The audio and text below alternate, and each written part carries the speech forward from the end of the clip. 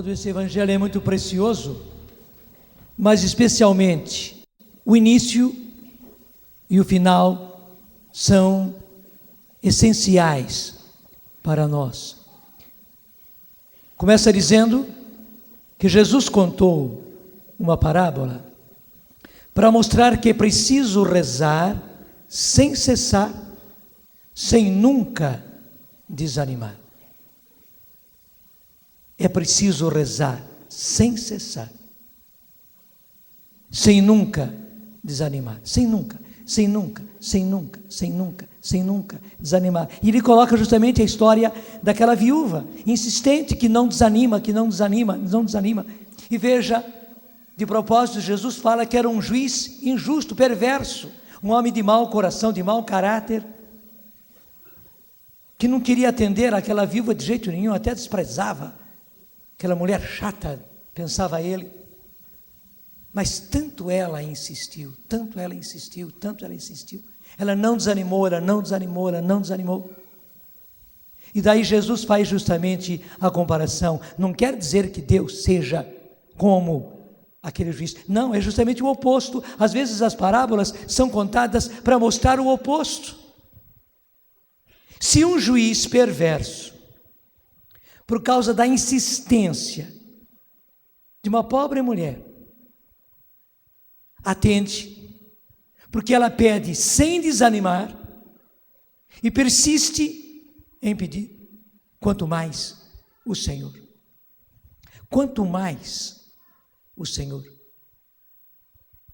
Você se recorda daquela passagem que está no Sermão da Montanha? Pedi e recebereis. Pedi e recebereis. Gente, é causa e efeito. Você que estuda, você conhece muito bem isso, é causa e efeito. Você bateu na madeira, a madeira responde com um som. Muito mais se você bate no teclado, se você bate no instrumento musical, responde com um som. Se eu ameaço agredir os seus olhos, imediatamente os seus olhos reagem, é causa e efeito. É Jesus dizendo: pedi e recebereis, buscai e achareis, batei e vos será aberto. Porque todo aquele que pede, recebe.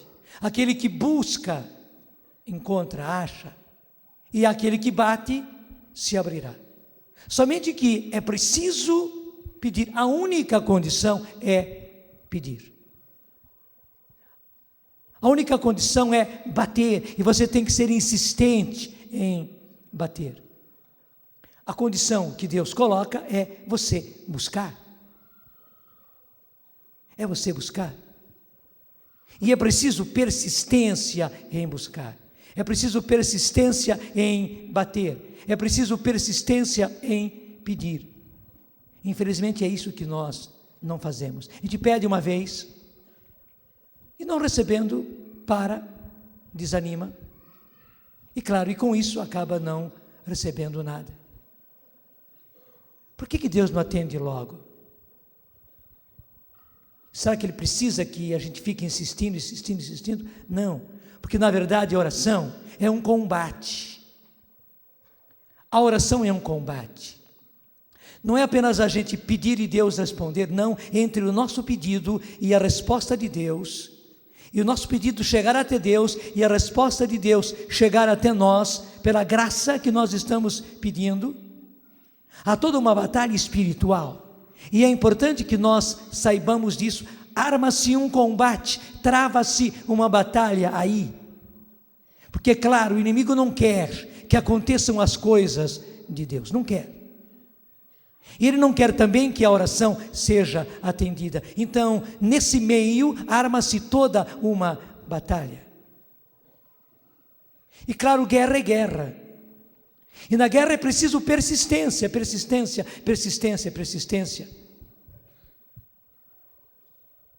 Aqui no livro do Êxodo, capítulo 17, está uma linda demonstração, porque o povo de Deus tinha um inimigo invencível diante dele. O povo de Israel não tinha nenhuma possibilidade de vencer os amalecitas. E Deus dá uma ordem a Moisés, que Moisés, que foi formado no Egito em artes marciais, ele conhecia a guerra, ele aprendeu com os egípcios no tempo que ele viveu na corte do faraó. Deus faz tudo às avessas. Deus manda que Moisés suba ao alto do monte com Arão e Hur para estarem rezando, e que pegue Josué, que era jovem ainda, totalmente despreparado, que não tinha nenhum conhecimento de guerra.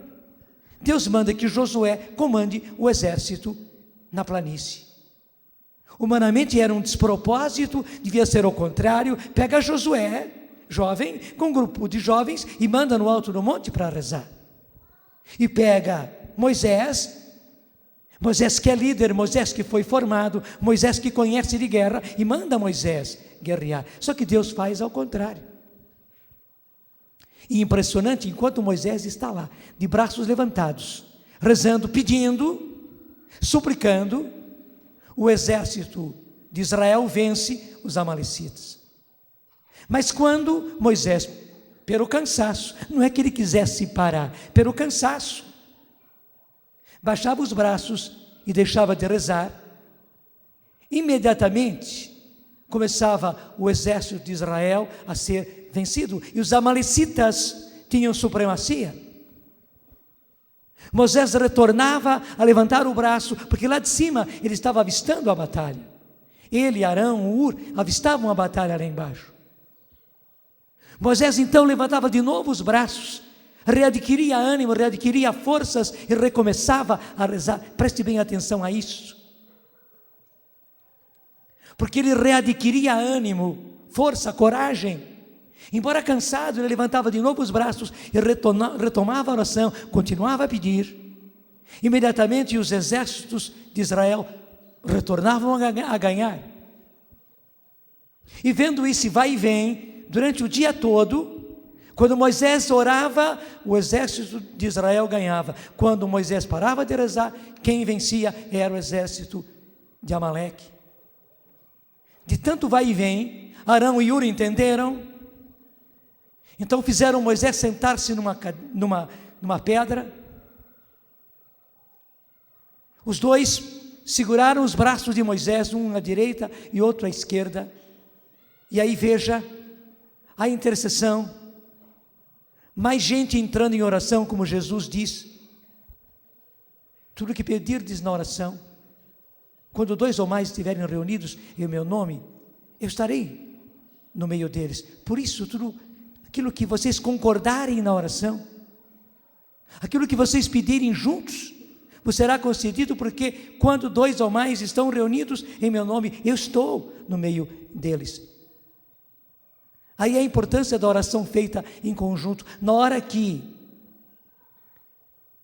Arão e Hur seguram os braços de Moisés e ajudam Moisés a orar, e Moisés então não para mais de orar, e eu imagino que seja assim. Claro que Moisés ia se cansando, a voz dele ia se enfraquecendo, nem mesmo de ficar falando, ele aguentava. Mas quando Moisés já estava cansado, Hur estava rezando, Arão estava rezando, e Moisés podia pelo menos respirar um pouco, porque os outros estavam rezando. Ele não estava rezando sozinho, havia um à sua direita, havia um à sua esquerda. Ele não precisava segurar sozinho os braços, claro, mesmo com os dois segurando, os braços deviam doer, de tanto tempo com os braços levantados. Imagine mesmo 2 pessoas segurando os seus braços abertos, o que acontece? Você começa a ter dor, mas você não está só. Você tem 2 pessoas ajudando, tem 2 irmãos segurando os seus braços e orando com você. E porque os 3 então oram, e veja, eram os mais experientes em batalha. Mas nesta hora Deus não os quis batalhando, Deus os quis orando. E porque eles então rezam, sem cessar, e sem cessar quer dizer sem cessar, e ao mesmo tempo sem desanimar. As 2 coisas, rezar sem cessar e sem desanimar. Porque Moisés, Arão e Hur rezam assim, o exército de Israel, antes do final do dia, já havia vencido. E Amaleque, que era um inimigo humanamente invencível, foi derrotado. Meus irmãos, é isso que acontece. Toda oração é uma batalha. Toda oração é uma batalha. É por isso que nós precisamos ser persistentes, nós precisamos ser combatentes na oração, nós precisamos entender que a oração é uma batalha, trava-se uma batalha na oração. E temos que colocar na nossa cabeça, não é apenas questão de a gente fazer uma oraçãozinha. Eu não estou minimizando a oração, mas é que a gente minimiza, a gente pensa que pode fazer uma oraçãozinha qualquer, e Deus já é obrigado a me atender. Claro que Deus quer atender, mas Ele ensinou a fórmula, e essa fórmula é uma fórmula de guerreiros persistentes, de guerreiros que combatem sem desanimar, combatem, porque eles são perseverantes, porque eles são persistentes nesse combate da oração. Daí a expressão combatentes na oração, porque eles são combatentes na oração, porque combatem sem desanimar, a oração é atendida. Quer dizer, aquilo que estamos buscando acontece. Na oração, nós nos unimos, nós nos aliamos a Deus. Naquele momento impossível para Israel, não bastava combater, precisava combater, precisava combater. O exército de Israel tinha que entrar no campo de batalha, e tinha que usar as armas da batalha, mas ao mesmo tempo, era preciso que se aliassem Deus e o povo. Então Deus pega os representantes do povo, Moisés, Arão, que era o sumo sacerdote, e Hur, e os põe no alto do monte, para fazer aliança. Lá estavam eles, vivendo essa aliança, na oração. Deus então combatia por eles, Deus combatia em favor deles. Veja, uma vez que eles faziam aqui aliança na oração, Deus fazia aliança também na batalha. Você está me entendendo? É por isso também que muitas coisas demoram, gente. Nós somos muito rapidinhos, imediatistas, nós queremos que as coisas se resolvam assim, no estalar de dedo. Só que as coisas não são assim. Você sabe que guerra é guerra. Graças a Deus o Brasil nunca passou por uma guerra mesmo. Lá nos tempos antigos, houve aquelas pequenas guerras do Paraguai. Claro, toda guerra é muito ruim. Mas o Brasil nunca, graças a Deus, nós nunca vivemos isso. Mas quem já enfrentou guerra, quem sabe o que é guerra, pelo menos através de filmes, você já viu. Guerra é guerra. E aí é preciso combater, e nessa hora nós precisamos de um aliado. Na hora que a gente se alia a Deus na oração, portanto no alto do monte, Deus se alia conosco no campo de batalha. E aí a vitória acontece. Para ser bem prático, bem concreto, vocês estão num imenso campo de batalha. Até mesmo o terreno sobre o qual vocês estão, sobre o qual nós estamos, porque esse terreno onde você está, esse terreno foi conquistado palmo a palmo pela oração. Todo o terreno aqui da Canção Nova, todo o terreno. Você acha que eu tinha tudo isso? Você acha que eu tinha dinheiro para comprar tudo isso? Não, gente. Isso aqui, nunca ninguém podia imaginar que viesse a ser nosso. Não. Essas construções todas que você vê por aí, você acha que eu tinha, que nós tínhamos dinheiro para construir tudo isso? Não. Sou obrigado a dizer a você, sinceramente, nós não tínhamos nada disso. Tudo isso foi conquistado palmo a palmo, centavo por centavo, pela oração. Pela oração.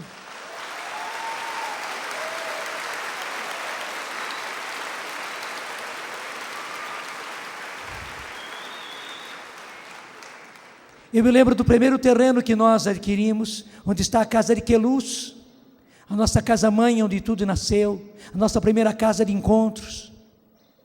Quando nós começamos a construção lá, nós não tínhamos nada. Fizemos uma campanha, e todo o dinheiro que nós arrecadamos para a construção da casa, foi gasto, todo ele, no alicerce. E eu me recordo, eu estava no hospital, tinha passado por uma cirurgia da vesícula, chegou o Eto, que já era o administrador da Canção Nova, estava começando, ele não era ainda presidente, mas ele estava construindo a Canção Nova, a primeira casa que nós tivemos. Chegou ele com a diretoria da Canção Nova daquele tempo, para me dizerem que todo o dinheiro tinha sido gasto só no alicerce, que portanto nós íamos parar. E quando nós tivéssemos dinheiro, nós iríamos recomeçar. Gente, eu não sei de onde eu adquiri força, mas lá de dentro de mim, veio como que um grito, dizendo não. Veja, eu estava no leito do hospital, eu passei muito mal depois daquela cirurgia, até corri risco de vida. A cirurgia complicou, não a cirurgia em si, o pós-operatório complicou. Eu corri mesmo risco de vida,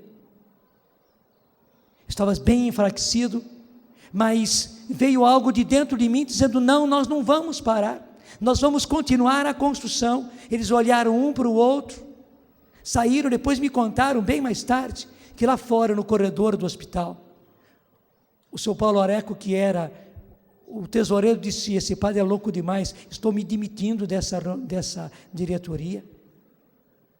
Mas nós não paramos, quando eu saí da cirurgia, a primeira visita que eu fui fazer, foi justamente lá, a Queluz, para ver, e percorri, inclusive eu fiz questão de andar, eu estava muito fraco, eu estava recém saído do hospital, mas eu fiz questão de andar em cima do alicerce, estava ali o alicerce feito, então eu como menino faz, né? Fui andando em cima do alicerce, correndo todo o alicerce do que é hoje a casa da Canção Nova. Eu tinha comigo, num vidrinho que os médicos me deram, das pedras da minha vesícula. Eu me lembro bem que eu fiz questão de colocar no centro da capela. Estava feito o alicerce, só o alicerce, mas no centro da capela eu coloquei, enterrado ali no chão, as pedras da minha vesícula. Era uma aliança que eu estava fazendo com Deus. Eu colocava nele toda a minha confiança. Não era apenas colocar as pedras da minha vesícula, não. Inclusive aquilo tudo que era resultado de toda a dor, de todo o sofrimento, de toda a luta até então. Você não imagina como já tinha sido uma grande luta. Eu colocava toda essa luta, eu colocava ali. Eu estava concretizando a minha oração, dizendo, Senhor, nós fazemos um pacto, nós fazemos uma aliança. Eu não tenho dinheiro, eu não tenho possibilidade, nós não temos nenhuma possibilidade, mas Senhor, nós vamos lutar no campo de batalha, vamos lutar no campo de batalha, nós não vamos desanimar, mas ao mesmo tempo, Senhor, nós estaremos orando, eu estarei orando constantemente, sem cessar, sem desanimar, até o Senhor construir esta casa. Gente, em 6 meses nós construímos aquela casa toda. Quem vê a casa de Queluz hoje é uma casa grande, que comporta 100 pessoas para fazer encontro, só no corpo da casa, com sala de palestras, com dormitórios, com banheiros, chuveiros, com a capela, o refeitório embaixo, e embaixo ainda alojamentos para os que trabalham na cozinha. Portanto, 120, 130 pessoas comporta a casa. Tudo foi construído em apenas 6 meses. 6 meses depois, na festa de São João Batista, nós já estávamos fazendo o primeiro encontro. A casa já estava pronta, já estava coberta, já estava rebocada, pintada. Faltava ainda as últimas coisas, mas já estávamos usando a casa, veja, 6 meses depois. Como é que isso aconteceu? Pela oração, igualzinho aquilo que aconteceu com Moisés, Arão e Ur. Por um lado, nós estávamos lá, orando sem cessar. Por outro lado, nós estávamos batalhando. Porque esse é o segredo de Deus, e esse é o segredo que a Canção Nova está mostrando para o mundo. Eu ficaria muito desagradado se vocês pensassem que nós já éramos assim, e que tudo isso surgiu assim, e essas construções, e essas antenas, e essas emissoras de televisão, e esses satélites usados. Você não imagina, gente, quem não tinha dinheiro para construir uma casa? Mas só que a coisa não fica só aí. Eu não tinha dinheiro para colocar comida na mesa dos membros da Canção Nova. Não tinha. Éramos 12 e eu era o 13º. Até o número 12 mostrou bem que Deus queria esta obra. Mas eu não tinha o que colocar na mesa. Parecia uma irresponsabilidade, mas não era. Também porque na hora de começar a comunidade eu tive que deixar a congregação salesiana. Na congregação eu tinha segurança, mas na hora que eu saí eu fiquei sem nada. Inclusive um colega meu, um colega muito querido, o padre Vicente Guedes, veio falar comigo, né, e disse: Padre Jonas, não é possível, não faça isso. Porque você acha que você vai ter dinheiro até para você se sustentar. E além disso, você sempre viveu em comunidade, desde menino. Nós fomos colegas no seminário menor, fomos colegas. E você acha que você vai conseguir viver sozinho? Porque na hora que você está no encontro, rodeado de muitos jovens, tudo bem, mas depois, e a semana inteira, eu tive que dizer para ele: Guedes, você tem razão, você tem toda a razão. Só que ao mesmo tempo, aqui dentro do meu coração, há uma certeza, que Deus é que vai providenciar. Ele vai providenciar o dinheiro para eu viver. Eu nem imaginava ainda numa Canção Nova, nessa ocasião, eu nem imaginava ainda em tudo aquilo que seria a Canção Nova. Eu só queria trabalhar com aqueles jovens e viver em comunidade. Eu disse: Deus proverá. E ao mesmo tempo, eu não sei, mas Deus vai cuidar de mim. E veja como cuidou. Hoje, se eu quero ter um pouco de sossego, eu tenho que quase fugir. E veja quanta coisa feita. O material mostra para você. E nós não escondemos nada. Você sabe que a nossa campanha desse mês, e nós chegamos a 46%, né, é de 5.400.000. Portanto, isso corresponde a 5.400.000 que nós temos que pagar neste mês. Não é dinheiro que nós precisamos para nós, não. É dinheiro que nós temos que pagar. E veja, todos os meses tem sido assim. E o mais duro é que, em vez de diminuir, a cada mês sobe. Porque as coisas aumentam, os preços aumentam, você vê a loucura do dólar, e grande parte do que nós fazemos é ligado ao dólar. Algumas coisas nós temos que pagar, por exemplo, do sistema de satélites, nós temos que pagar em dólares. A aparelhagem que nós compramos, nós pagamos em dólares. O que nós já tínhamos comprado e temos que pagar agora em prestações, pagamos em dólares. Mas muitas outras coisas que nós usamos, nós não pagamos em dólares, pagamos em reais, mas depende do dólar. Então, na verdade, tudo vai subindo, e a cada mês Deus vai nos atendendo. O que acontece? Preste bem atenção. Nós estamos no campo de batalha lutando, e você sabe como nós lutamos. Como nós, inclusive, passamos pela humilhação de estarmos de mão estendida, e muita gente chacoteia a gente, muita gente fala mal da gente, muita gente nos critica, porque nós estamos aí a pedir, e a condição que o Senhor nos colocou foi essa, de pedir. Porque quem sustenta essa obra é o povo que recebe, mas a nós ficou a obrigação de pedir, porque seria muito fácil as pessoas verem a televisão, as pessoas ouvirem o rádio, participarem da internet e virem para o encontro, e porque elas veem, porque elas escutam, porque elas ouvem, então elas pegam e ajudam. Seria muito fácil, graças a Deus, só que não é assim. A gente sabe que o povo brasileiro não está acostumado a ajudar as obras católicas, a ajudar as obras da igreja, não está. O brasileiro não tem ainda essa cultura, infelizmente. E nós realmente estamos criando, graças a Deus, essa cultura. Nós estamos tendo a graça de entrar não só no coração, mas também no bolso das pessoas. Não é para roubar, não é para retirar, não, mas para fazer com que as pessoas, elas ponham a mão e elas comecem a contribuir, porque na verdade, quando a pessoa começa a contribuir, não contribui só com a Canção Nova, contribui com todo o restante, daí ele se torna dizimista, daí ele se torna um contribuinte na sua paróquia, em obras que acontecem na sua cidade, porque aberto o coração, abriu-se tudo. Nós batalhamos e batalhamos constantemente. Você sabe como nós batalhamos na planície, como Josué. E aí estão os mais jovens batalhando continuamente, mas ao mesmo tempo nós não paramos de orar. Nós pedimos constantemente. Você conhece muito bem o texto da providência. Ele é um sinal. Deus provê, Deus proverá. Sua misericórdia não faltará. Mas ele é um exemplo do que nós fazemos. Além da missa todos os dias, além da adoração todos os dias, além do rosário todos os dias, além da palavra de Deus estudada e o diário espiritual feito todos os dias, nós estamos continuamente pedindo ao Senhor.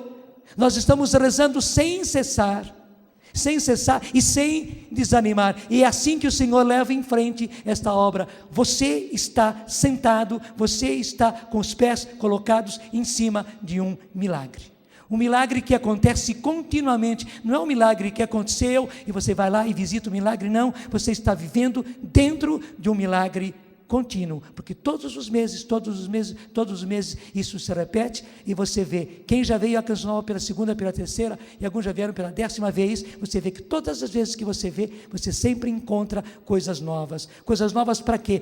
Para poder atender vocês, porque nós estamos sempre correndo atrás, para poder atender com o mínimo necessário. Mesma coisa em questão de rádio, em questão de televisão, continuamente, porque, gente, nós temos que atingir a todos. O Senhor não quer que ninguém se perca, então nós não podemos parar, e porque não podemos parar, nós temos que estar instalando novas retransmissoras, novas televisões, novas rádios. Precisamos, para que você não pense que as coisas são só materiais. Deus também foi nos concedendo, além de coisas materiais, coisas humanas. Por exemplo, a primeira experiência que nós enfrentamos foi quando o Murilo, que era estudante de teologia, como esses nossos rapazes que estão aqui, no dia 16 de julho daquele ano, ele foi a Sorocaba com um pequeno grupo para fazer um encontro lá em Sorocaba. E no final da tarde, de sábado, como hoje, porque eles fizeram o encontro num local, mas iam dormir nas casas. Então estavam voltando para a cidade, quando um carro que vinha na contramão, o motorista estava alcoolizado, colidiu de frente com o carro que o Murilo dirigia. O impacto foi tão grande, tão forte, que ele se quebrou todo. Os outros também que estavam no carro se quebraram muito. Eu fui correndo para Sorocaba. Ele ainda, graças a Deus, estava bem, todo quebrado, mas bem. Cheguei, conversei com ele, mas naquela tarde ele começou a piorar. Naquela noite ele já entrou em coma. Os médicos ainda não sabiam explicar. No dia seguinte ele fez os primeiros exames e era edema cerebral. Aquela gordura dos ossos entrou na corrente sanguínea e chegou lá. Daí fizeram uma tomografia computadorizada já na Beneficência Portuguesa em São Paulo, e o quadro era assustador. Humanamente não tinha condições. Gente, foram 40 dias, onde nós fizemos o que chamamos SOS Murilo. Nós só tínhamos a rádio naquele tempo, então era oração contínua. Nós não conhecíamos ainda o cerco de Jericó, Mas nós estávamos em oração contínua diante do Santíssimo e orávamos e adorávamos o Senhor, pedindo e pedíamos oração para o Brasil inteirinho. Muita gente espalhada pelo Brasil acabou rezando nesse SOS Murilo. E nós batalhando. Eu permaneci lá no hospital esse tempo. Ficava na minha casa, na casa dos meus irmãos, e toda manhã já ia para o hospital e ficava de plantão lá da manhã até a noite. E ele não tinha nenhum sinal de vida, foi terrível. Eu conto sempre que numa noite, chegando em casa, a minha irmã, a Marta, ela me disse: padrinho, ela me chama de padrinho, né? Padre pequeno, né? Padrinho, cai na real, porque o Murilo não vai viver, você vai sofrer muito. E ela foi me falando. No fim de tudo aquilo que ela disse: "Ô Marta, eu tenho certeza de tudo isso, eu não estou iludido, eu sei de tudo isso, eu estou de olhos abertos para a realidade, mas ao mesmo tempo, Deus coloca no meu coração uma certeza de que Ele vai levantar o Murilo." A Marta ficou muito admirada, arregalou os olhos e disse: padrinho, né? Se você acredita assim, nós acreditamos junto com você. Você não imagina a alegria quando no final desses 40 dias o Murilo voltou a si. Depois, só bem depois, eu fui saber por que a minha irmã falou assim. Primeiro, porque até um médico chegou a dizer que nós devíamos dar os órgãos daquele rapaz, porque ele era saudável, então que dessemos os órgãos, porque ele não ia conseguir sobreviver. Foi por isso que a minha irmã foi conversar com o médico-chefe, e o médico-chefe disse para ela com toda franqueza: o que o Murilo teve foi morte cerebral, disse ele, e a senhora tem instrução, a senhora sabe o que é morte cerebral? Ela disse com os olhos arregalados: sim, doutor, eu sei. Então, o que a senhora espera? Ela quis perguntar mais alguma coisa, mas o médico disse: mas minha senhora, eu não acabei de dizer que o que esse rapaz teve é morte cerebral? Ela fez com a cabeça apenas assim. Ele disse: então o que a senhora espera? Foi por isso que a Marta falou comigo daquele jeito, dizendo: padrinho, cai na real, o Murilo não vai sobreviver. Você imagina quando o Murilo voltou a si? Você imagina quando o Murilo, depois de um bom tempo, porque ortopedicamente ele estava muito mal, ele foi fazer as cirurgias ortopédicas só depois de melhorar bem da parte cerebral. E eu lembro direitinho que o Nelsinho era companheiro dele na mesma casa. O Nelsinho ajudou muito o Murilo, até mesmo, né, como que exigindo no Murilo, né, para que o Murilo reagisse. Ele precisava reagir, até mesmo para se levantar, para andar, para ir tomar banho. E o Nelsinho conta com muita graça que ele dava uns tapões assim no traseiro do Murilo, né, para o Murilo reagir. E o Murilo não tinha outra coisa a fazer a não ser chorar e dizer: você me paga. Mas que tinha que reagir, e reagiu, graças a Deus, e voltou a estudar, terminou a teologia.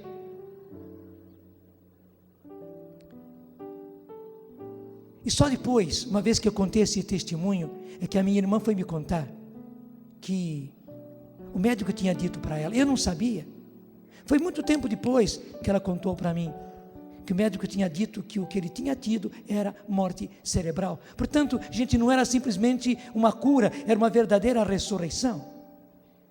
E como é que nós conseguimos essa ressurreição do Senhor? Com essa fórmula que Deus está dizendo, a fórmula usada por Moisés, Arão e Hur e Josué. Nós estávamos batalhando e nós não paramos de batalhar. Claro, fizemos tudo o que tínhamos que fazer, não cruzamos os braços, não. Estávamos lá no hospital, buscamos o melhor hospital, buscamos a equipe médica, estávamos lá, ficamos o tempo todo, mas não paramos de orar, até que Deus concedeu a graça. É bom que o Nelsinho esteja aqui, porque eu me lembro muito bem, quando o Nelsinho começou a ter falhas na voz, e ele foi para um otorrino, e daí ele foi para São Paulo, e os exames que ele fez, constataram, inclusive a Márcia, que ainda não era Correia, que ajudou o Nelsinho a chegar a esses especialistas, que ela conhecia a Canção Nova, ela me telefonou dizendo: Padre Jonas, o que o Nelsinho tem é tuberculose nas cordas vocais. Gente, naquele dia, dentro da minha casa, logo depois de colocar o telefone no gancho, a minha oração foi como que uma briga com Deus, claro, respeitosamente, mas eu disse para Deus: Senhor, o Senhor não pode fazer isso, eu já fui tuberculoso, e o Senhor me curou, mas agora o Senhor não pode fazer isso, o Senhor não pode permitir que o Nelsinho esteja com essa tuberculose nas cordas vocais, justamente nas cordas vocais. Ele que, e naquele tempo, gente, era o único. Hoje nós temos todo esse ministério, mas naquele tempo quem puxava o carro era o Nelsinho, os outros estavam começando. Quem, por exemplo, dirigia as gravações que nós fazíamos era o Nelsinho. Ricardo cantou, mas quem dirigia tudo era o Nelsinho. Eugênio cantava fazendo backs. O Eugênio entrou fazendo umas palhinhas ali numa outra frase, mas quem dirigia era o Nelsinho. E agora o Nelsinho justamente estava com tuberculose nas cordas vocais. E Deus foi tão maravilhoso que, onde é que está a tuberculose nas cordas vocais do Nelsinho?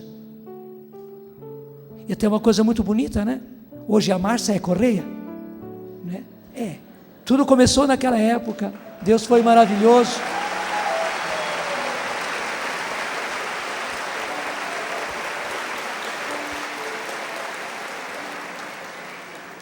E me recordo que depois ele recorreu a um outro médico, e o médico disse: não, é um absurdo, você não tem e nunca teve tuberculose nas cordas vocais.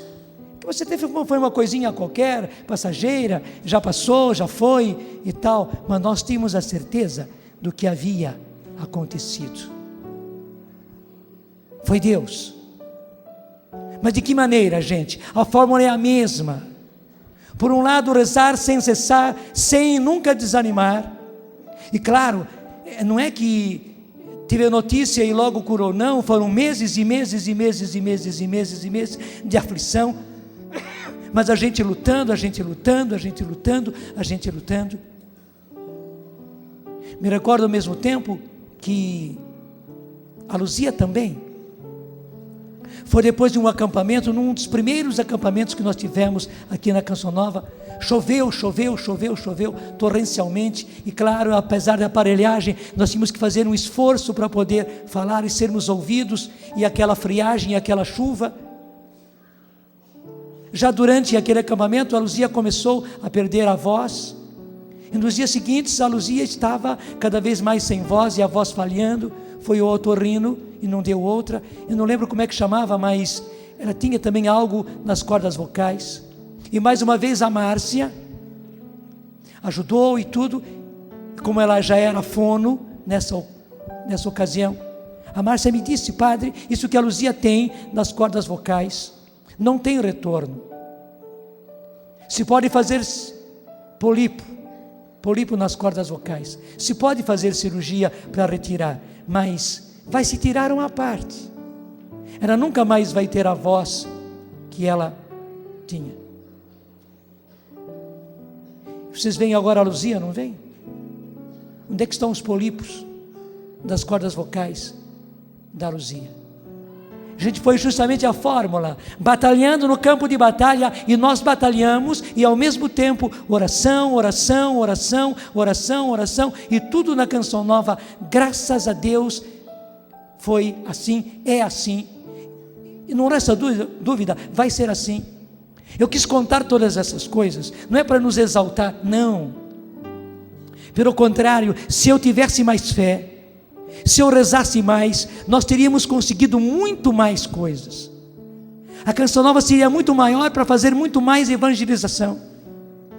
A Canção Nova teria muito mais membros, a Canção Nova estaria em muito mais lugares, muito mais gente teria sido atingida se eu tivesse mais fé e se eu rezasse mais. Estou dizendo francamente, não é falsa humildade não. Até eu me penitencio diante de Deus: Senhor, se eu tivesse mais fé, Senhor, se eu fosse mais perseverante, se eu fosse teimoso, Senhor, na oração, como o Senhor manda ser teimoso na oração, se eu fosse mais perseverante, se eu rezasse mais e melhor, Senhor, muito mais teria sido conquistado. Mas eu não posso negar que tudo isso que você está vendo, que tudo aquilo que a Canção Nova é, especialmente as pessoas que a Canção Nova tem, tudo isto é fruto de oração, de oração, de oração, de oração, de oração e de batalha, de batalha, de batalha, de trabalho, de sofrimento, de suor, de lágrimas, de sangue. E é preciso conjugar as duas coisas, porque toda oração é entrar num campo de batalha. E combatente é combatente, e guerra é guerra. Quem estava aqui ontem na missa? Levanta a mão. Ontem você viu, não estou me exaltando, você viu mais uma vitória da oração. Lembra-se da tempestade? Lembra o que aconteceu depois? E o pessoal que saiu, que correu, que foi para lá? Para que fazer tudo aquilo? Mas você acha que isso tudo aconteceu por acaso? Não. Eu estava pregando aqui e a tempestade se formando lá atrás. Felizmente eu estava de olho, um olho em vocês e um olho na tempestade. E eu pregando, e graças a Deus você se lembra bem da pregação de ontem, e ao mesmo tempo no meu coração, eu estava com Moisés, Arão e Ur, pedindo no meu coração: Senhor, segura, segura, segura, segura.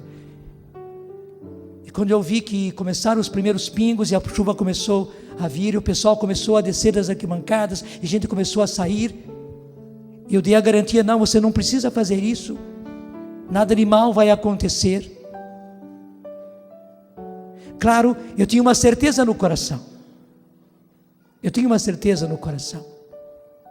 mas ao mesmo tempo eu sou humano, isso temporal cai, e você viu o que aconteceu. O segredo está aí. Você viveu ontem isto, você viu o que é pedir e receber.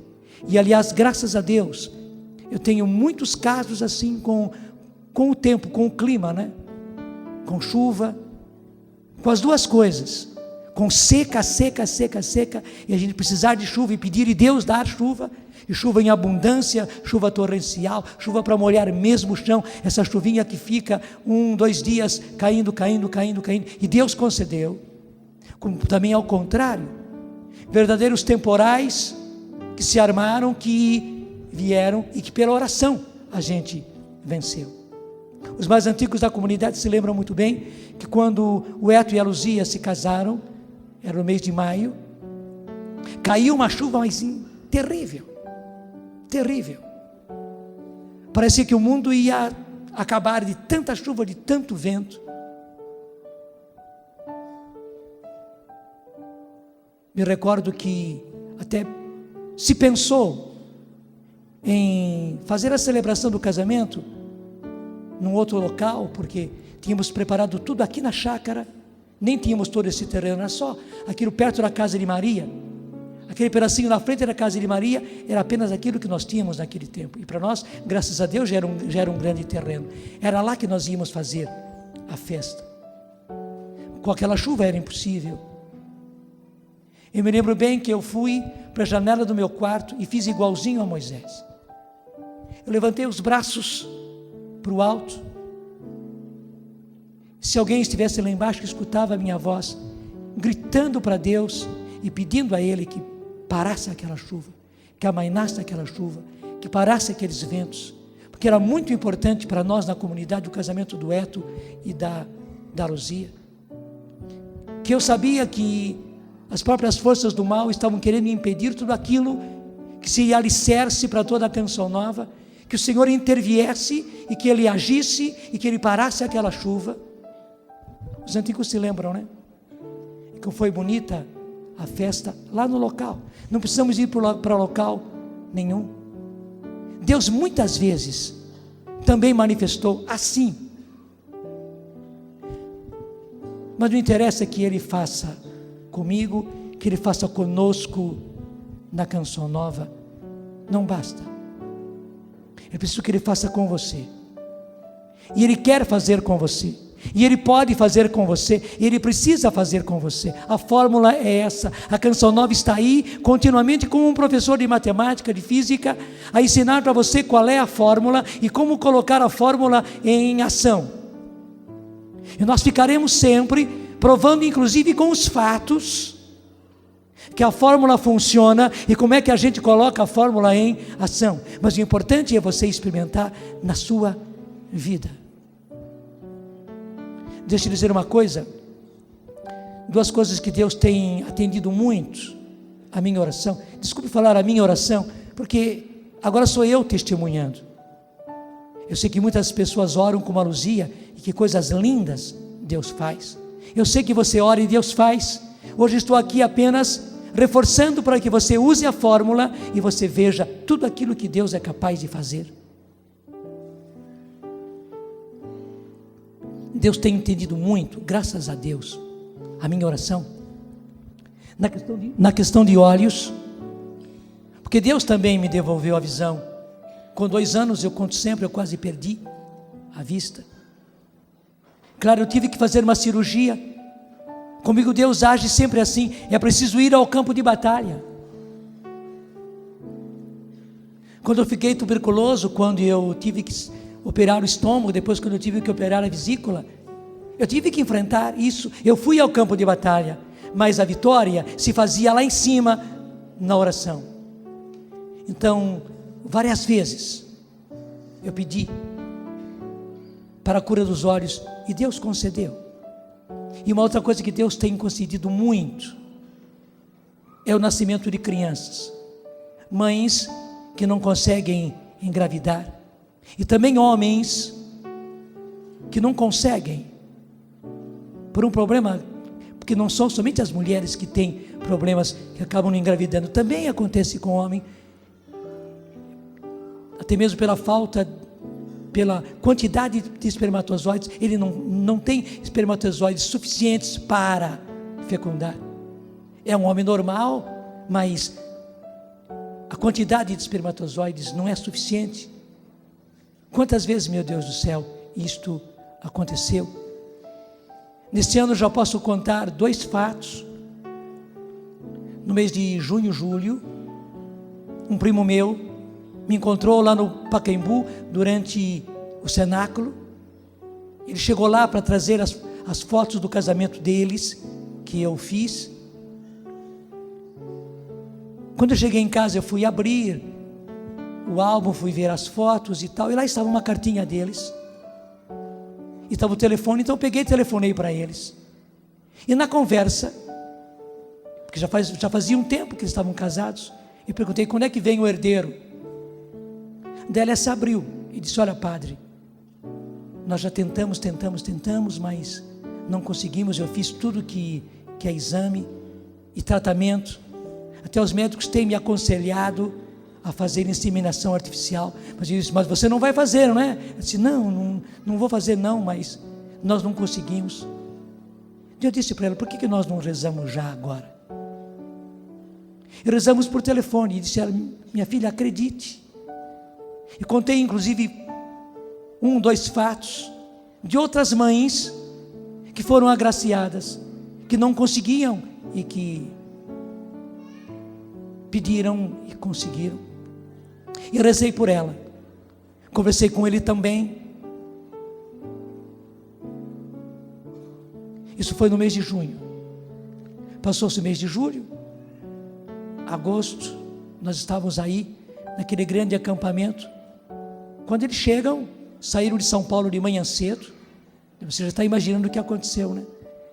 Saíram de São Paulo de manhã cedo, já tinham que voltar logo na hora do almoço. Só estiveram aqui no acampamento, viram alguma coisa, me encontraram no intervalo para me trazer a notícia: ela já está grávida, já está esperando um nenê.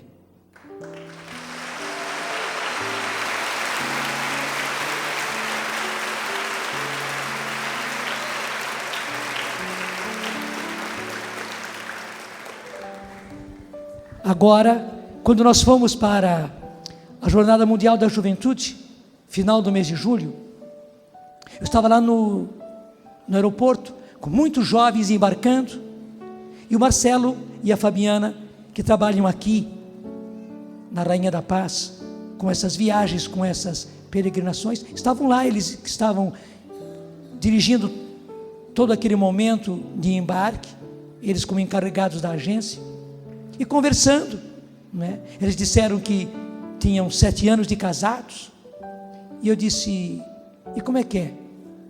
Vocês ainda não têm filhos? Daí eles se abriram e contaram também, olha padre, são 7 anos, que nós estamos lutando, e não conseguimos ainda. Até ela disse, bom, vontade de Deus, a gente aceita e a gente acolhe.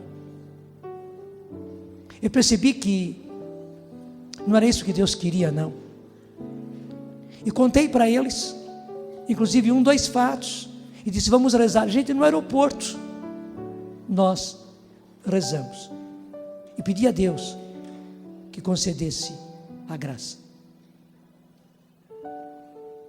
Eu estou voltando quarta-feira, de uma outra peregrinação, que as comunidades fizeram a Assis.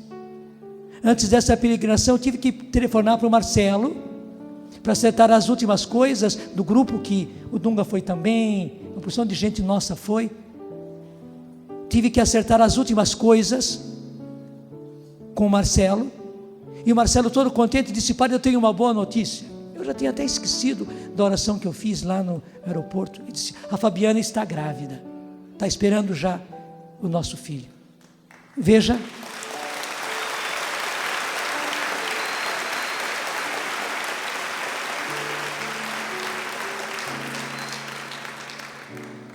a fórmula é sempre a mesma.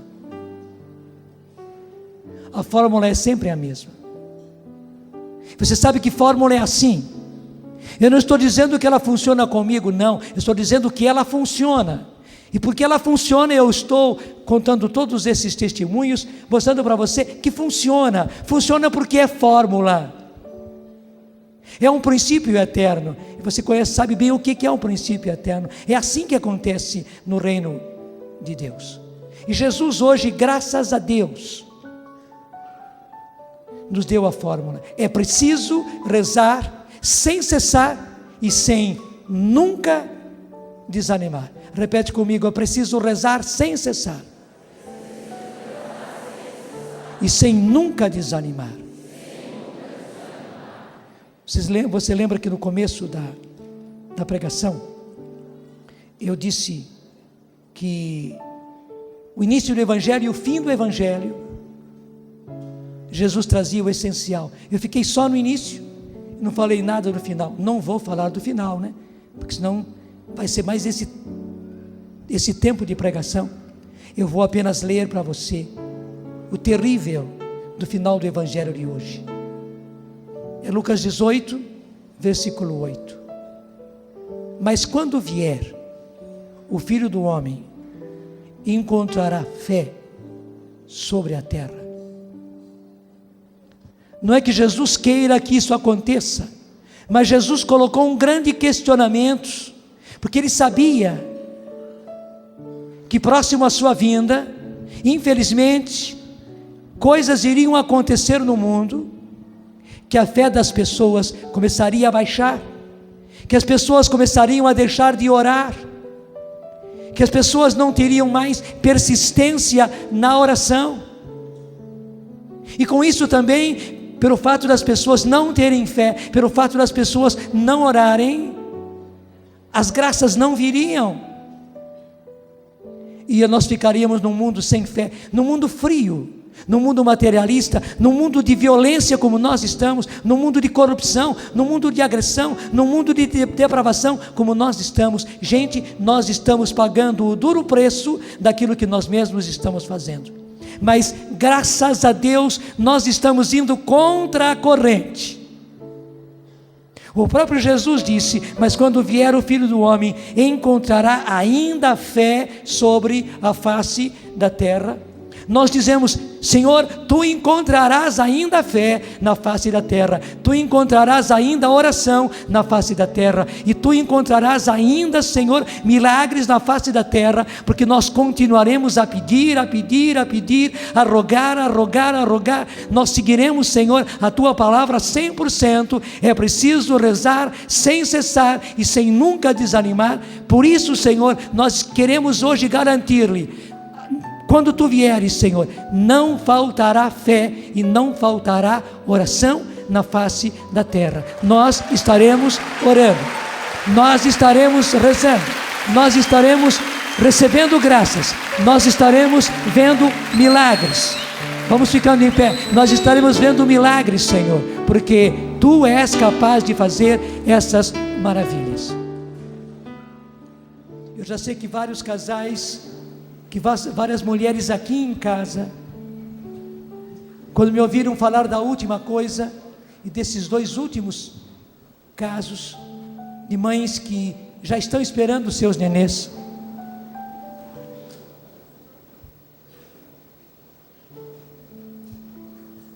você também, do fundo do coração, quis: se o padre rezasse por mim.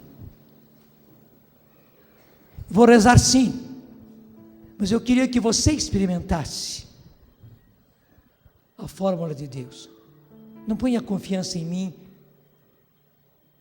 e mais ninguém de carne e osso, mas coloque confiança no Senhor. Já estamos pedindo já agora, Senhor, por todas essas mulheres e também por esses homens que precisam dessa graça, Senhor, porque elas querem ter um filho, Senhor. Tu sabes a causa, nós não sabemos, mas o Senhor é fiel e poderoso. O Senhor mesmo disse: pedi e recebereis. É preciso rezar sem cessar, sem nunca desanimar. Hoje nós estamos aqui pedindo: Senhor, concede a essas tuas filhas a graça de conceberem, a graça de gerarem e a graça de darem à luz o filho que tanto estão esperando.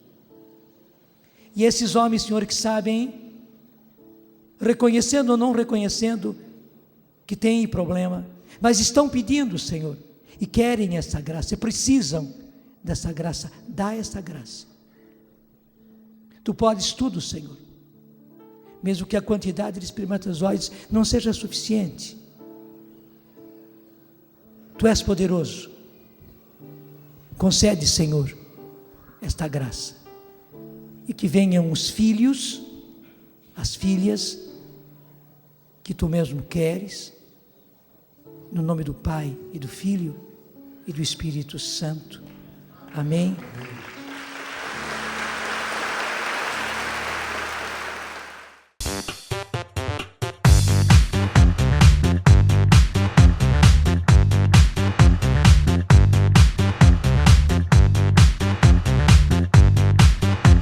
CançãoNovaPlay.com. Assine já!